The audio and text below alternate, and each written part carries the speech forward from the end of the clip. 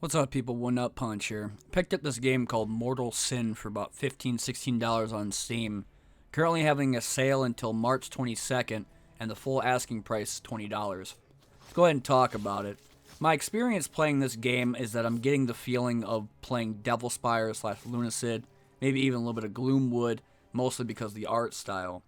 Essentially, though, it plays like a Devil Spire-esque game to where you're using swords, and you can block and be able to do a slashing or stabbing attack. Depending upon the weapon itself, like for example when I found these two katanas, they do have like a slashing motion, and they also have a stabbing if you kick them first.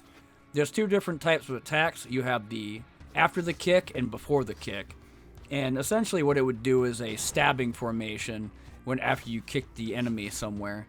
And sometimes you can kick them into traps like a swinging axe or maybe a spike trap that they'll die from that instead of just taking the brunt of your actual attacks of swords or fists or whichever. They also have 10 different classes in the game that you unlock the more you play, though there's only 3 levels including an optional level called the Trial of Resolve. And what it is an arena to where you're fighting these hard bosses or hard enemies, getting rewards and so on to upgrade or I guess better your experience when going down and fighting the caves, the forest, and the dungeon. That being said, if you want to learn how to play the game, it's as follows. Left mouse button does the attacks for slashing or stabbing.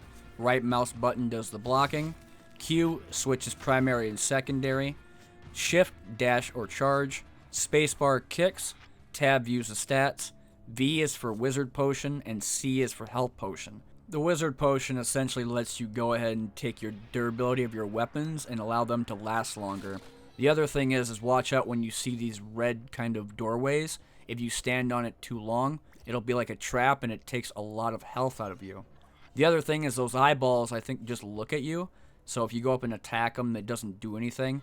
That was something kind of weird to me because I thought I had to destroy 3 eyeballs to unlock a doorway, but it wasn't really the case. Another couple of things about this game is that, like I said about the 3 chapters, the forest, dungeon, and the cave, as well as the Trial of Resolve, they have, of course, the 10 different classes. Currently, right now, I've been playing the Smuggler, the Monk, the Berserker, and I think the Mage. And the Mage is kind of weird because instead of throwing like a spell, you just slam the ground with Blizzard or light stuff on fire.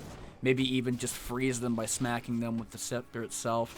And I mean, there's different ways and weapons you can kind of mess around with in this game. For example, they have different tiers of weapons and armor. So if you can find purples that are rare, and I think orange or yellows are more legendary. I can't remember what all the tiers were, but I was kind of confused because some of them have orange lettering, and I thought that might have been better than the purples. Same thing with the red lettering, and I thought that might be better than the others. So it's kind of confusing knowing which is better besides the stats that they do.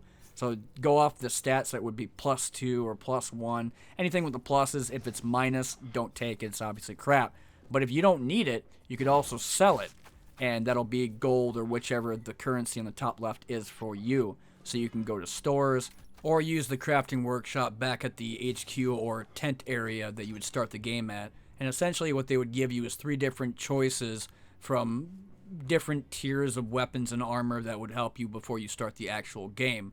The game is also an action roguelike, so not every run's going to be different.